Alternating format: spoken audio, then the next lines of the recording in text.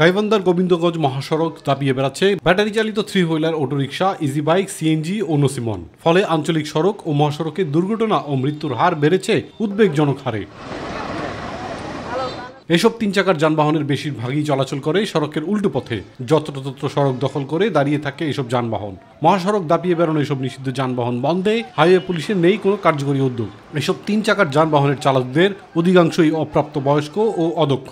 এই পাশে ও পাশে যাই যার মতো করে যেখানে ইচ্ছে সেখানে গাড়ি রাখতেছে। হরেন দিলে ওরা ট্যান পাম্প বুঝে না, এদের কারণে আমাদের অনেক সমস্যা, অ্যাক্সিডেন্টে বা দুর্ঘটনার পরিমাণটা আমাদের বেড়ে যাচ্ছে। গাড়ি সামনে এসে পড়ে তখন আমাদের সমস্যা হয়ে যায় না, তখন আমরা গাড়ি কন্ট্রোল করতে পারি না।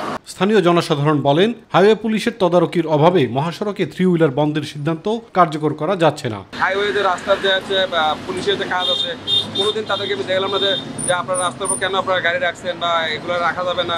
মহাসড়কে থ্রি হুইলার নিষিদ্ধ থাকায় নিয়মিত আইনি ব্যবস্থা নেওয়া হচ্ছে জানিয়েছে হাইওয়ে পুলিশ।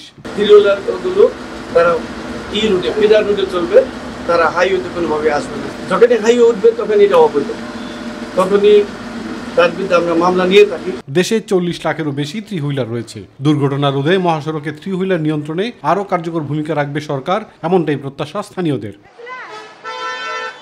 ইলিয়াস কমল, মাই টিভি।